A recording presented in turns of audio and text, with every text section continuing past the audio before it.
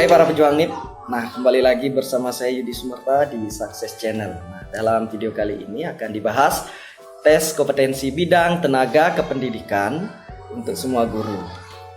Nah, berdasarkan kisi-kisinya dari soal-soal tahun sebelumnya, katanya di pedagogik kebanyakan keluar mengenai refleksi dan PTK serta pengembangan keprofesian guru. Nah, itu banyak yang minta di video-video kemarin, banyak yang permintaan mengenai ini. Jadi saya bikinkan soal-soal mengenai ini. Nah, sebelum kita bahas, ingat like and subscribe dulu ya, agar saya semangat untuk membuat video-video lanjutan. Ayo kita lanjutkan. Tes kompetensi bidang tenaga kependidikan semua guru. Nah, dalam video kali ini, jadi akan diangkat materi tentang refleksi dan PTK dalam pembelajaran serta pengembangan keprofesian guru. Nah, di mana FR yang banyak keluar, yang lumayan soalnya tahun lalu berkaitan tentang refleksi dan PTK serta pengembangan keprofesian guru. Nah, kali ini akan disajikan 20 soal. Nah, sebelum kita lanjut, ingat like and subscribe. Lanjut ke soal nomor 1. Tujuan utama guru melakukan kegiatan refleksi terhadap pembelajaran adalah untuk A. Melakukan peningkatan nilai KKM. B. Melakukan program remedial dan pengayaan. C. Memperbaiki kinerja guru dalam pembelajaran.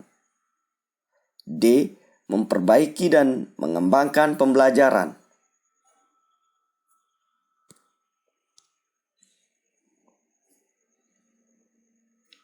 Oke, kita cek jawabannya. Opsi yang benar adalah memperbaiki dan mengembangkan pembelajaran, yaitu opsi D. Jadi, tujuan utama melakukan refleksi adalah untuk mengetahui keinginan dan kebutuhan peserta didik secara terperinci, sehingga guru dapat merancang pembelajaran yang lebih baik di pertemuan berikutnya. Jadi jelas ya, bukan malah meningkatkan KKM, malah program remedial dan pengayaan, itu bukan. Jadi lebih cenderung ke memperbaiki dan mengembangkan pembelajaran berikutnya. Jadi itulah pentingnya refleksi. Lanjut soal nomor 2. Salah satu teknik kegiatan refleksi dalam pembelajaran adalah penilaian guru oleh peserta didik dengan tujuan untuk A. Mengetahui prestasi belajar siswa setelah mengikuti pembelajaran. B. Mendiagnosis kesulitan belajar siswa selama proses pembelajaran. C. Mengetahui sejauh mana siswa memahami konsep yang telah dipelajari. D. Mengetahui kesesuaian strategi pembelajaran yang dilaksanakan terhadap kemauan belajar siswa.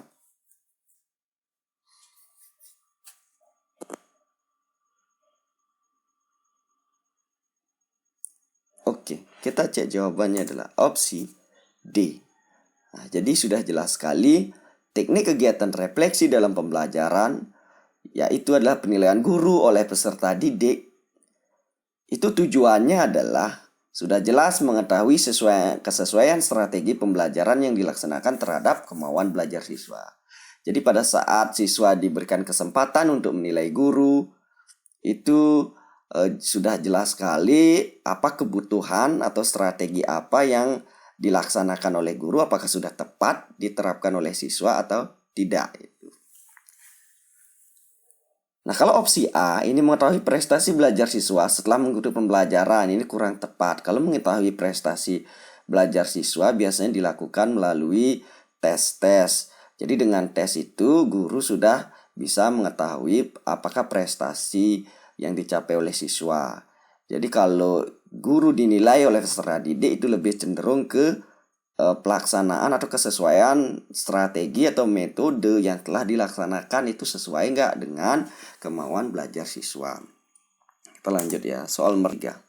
Jika hasil evaluasi pembelajaran menunjukkan sebagian besar siswa mengalami kesulitan sehingga masih di bawah nilai KKM, maka bentuk pembelajaran remedi yang paling cocok adalah A. Pembelajaran remedi dengan tutor sebaya secara klasikal. B. pembelajaran remedi secara klasikal terhadap konsep yang sulit. C.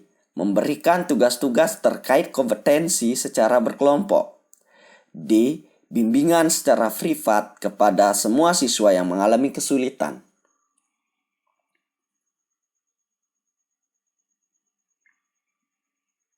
Oke. Nah, di sini sudah jelas. Hasil evaluasi pembelajaran menunjukkan sebagian besar, jadi perlu digarisbawahi, sebagian besar siswa mengalami kesulitan yang masih di bawah KKM. Jadi yang paling cocok adalah kita telah satu-satu. Kalau opsi A, ini melakukan remedi dengan tutor sebaya, jadi kurang tepat. Karena ini sebagian besar yang remedi. Kita cek opsi B, pembelajaran remedi secara klasikal terkait konsep yang sulit. Nah, ini kita lihat dulu opsi yang lain. Yang C, memberikan tugas-tugas terkait kompetensi secara berkelompok. Ini juga kurang tepat. Jadi sebenarnya yang opsi D juga bimbingan secara privat kepada semua siswa kurang tepat. Karena yang di bawah KKM itu adalah sebagian besar. Karena namanya sebagian besar berarti lebih dari 50%. Jadi jawaban yang paling tepat adalah opsi B, pembelajaran remedi secara klasikal terhadap konsep yang sulit yang menyebabkan nilai KKM-nya dia kurang. Jadi harus diberikan secara klasikal karena jumlah siswa yang remedi besar. Jelas ya teman-teman. Lanjut ke soal nomor 4. Langkah awal pembelajaran remedi yang harus dilakukan guru adalah A. Menganalisis hasil ulangan harian yang telah dilakukan. B. Memberikan tugas tambahan kepada siswa yang nilainya kurang dari KKM. C. Mengidentifikasi kesalahan siswa, mengerjakan tugas yang diberikan. D. Menganalisis nilai ulangan mana yang kurang dari KKM dan mana yang lebih.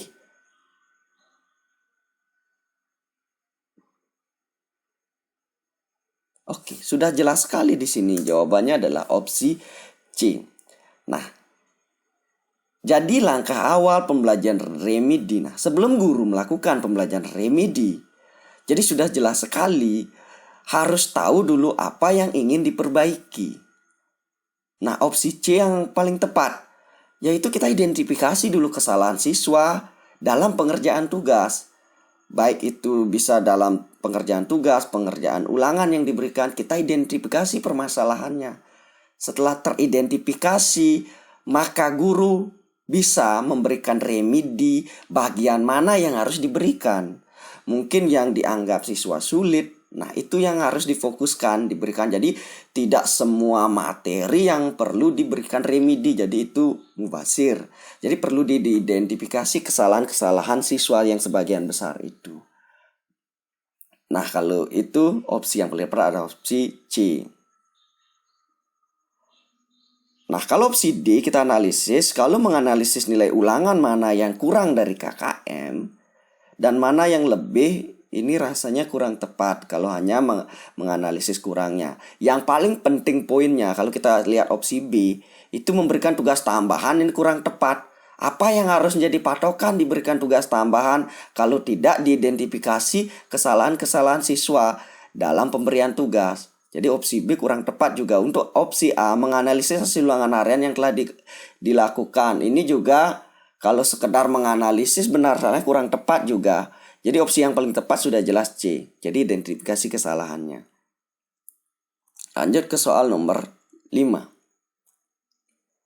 Pembelajaran pengayaan adalah pembelajaran yang memberikan kesempatan kepada siswa untuk A.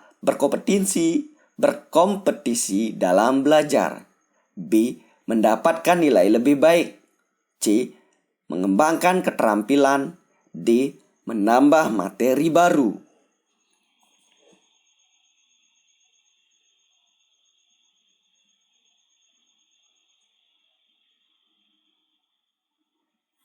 Oke, kita cek jawabannya. Nah, untuk pengayaan di sini adalah memberikan kesempatan untuk opsi yang paling tepat adalah opsi C, mengembangkan keterampilan. Nah, pembelajaran pengayaan adalah pembelajaran yang memberikan kesempatan kepada siswa untuk memperluas atau memperdalam apa yang telah dipelajarinya. memperluas dalam hal penerapan konsep, dan memperdalam dalam hal mengembangkan kemampuan tingkat tinggi terkait konsep tersebut. Nah, jadi jelas sekali fungsi pengayaan di sini. Kalau opsi A kurang tepat, berkompetisi dalam belajar. Jadi tidak, dalam pengayaan itu tidak. Untuk mendapatkan nilai lebih baik juga tidak. Untuk menambah materi baru ini mungkin sedikit ada benarnya, tapi dirasa kurang tepat juga. Karena dalam pengayaan, guru itu bukan memberikan materi baru, tapi materi yang sudah ada, namun tingkat kesulitannya atau lebih ke pengembangan yang lebih tinggi dari keterampilan. Jadi otomatis keterampilan anak akan berkembang di sana. Nah, jadi opsi yang tepat adalah C, mengembangkan keterampilan. Kita lanjut ke soal nomor 6. Pengertian kelas dalam PTK adalah sekelompok peserta didik yang sedang belajar. Adapun komponen dalam sebuah kelas yang dapat dikaji melalui penelitian tindakan antara lain sebagai berikut, kecuali A. Guru, B. Siswa, C. Materi pelajaran, D. Hasil pembelajaran.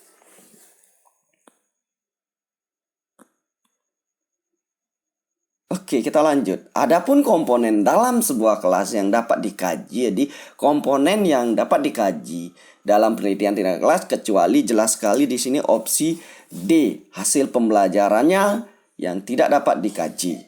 Jadi dalam kelas jelas sekali yang dapat dikaji adalah komponen guru, siswa, dan materi pelajaran yang akan diberikan di sana. Itulah komponen dalam sebuah kelas yang dapat dikaji. Kalau hasil pembelajaran ini tidak dapat dikaji di dalam kelas. Nah, ini biasanya di luar kelas untuk melakukan sebuah proses perbaikan. Lanjut ke soal nomor 7. Apabila dikaitkan dengan tanggung jawab guru terhadap pembelajaran, PTK dapat membantu guru untuk A. mengatasi masalah siswa, B. memperbaiki pembelajaran, C. berkolaborasi dengan guru lain, D. berkembang secara profesional.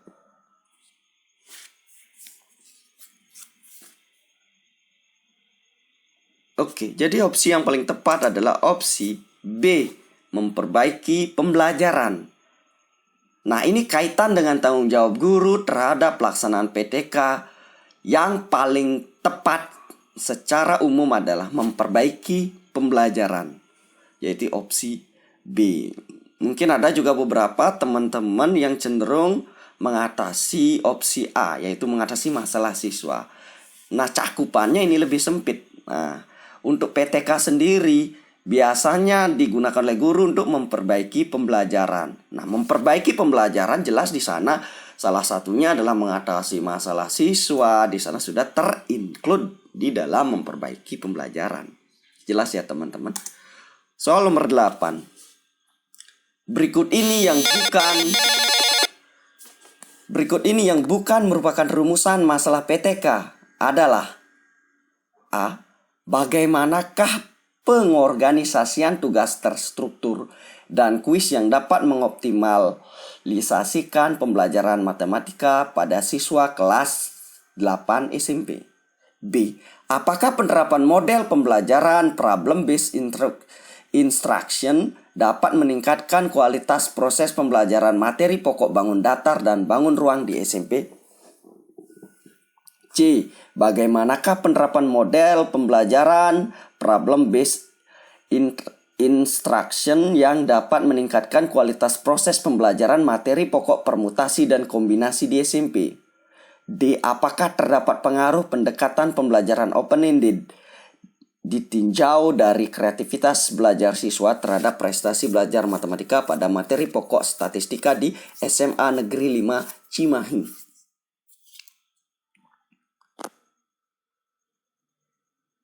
Ya, kita cek jawabannya bareng-bareng. Jadi berikut ini yang bukan merupakan rumusan PTK adalah jelas opsi D. Nah, di sana udah ada kata apakah terdapat pengaruh. Nah, ini pengaruh pendekatan open-ended Ditinjau dari kreativitas belajar siswa terhadap prestasi. Ini bukan rumusan untuk PTK. Jadi semua teman-teman yang sudah lulus S1 mungkin tahu opsi D ini adalah eksperimen, bukan PTK.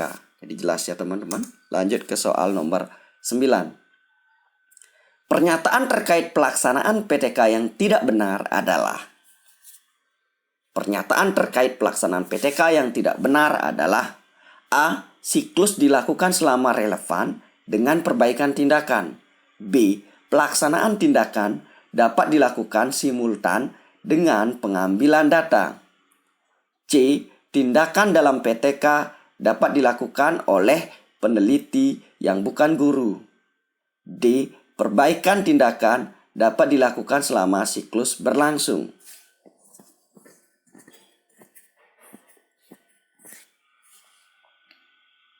Oke, kita cek jawabannya adalah opsi C. Jadi pernyataan terkait pelaksanaan PTK yang tidak benar adalah opsi C. Tindakan dalam PTK dapat dilakukan oleh peneliti yang bukan guru. Jadi jelas sekali di sini ya.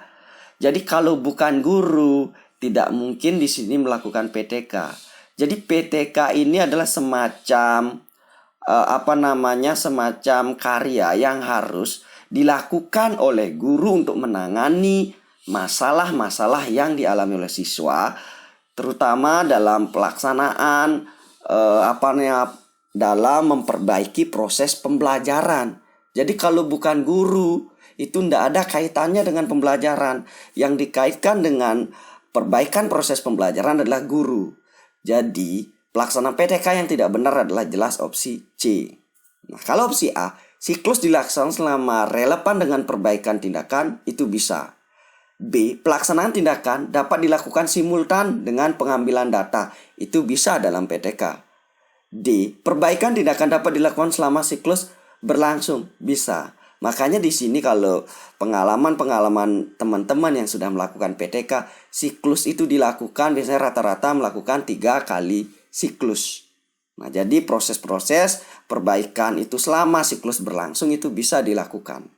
Jadi sesuai dengan tahapan PTK itu.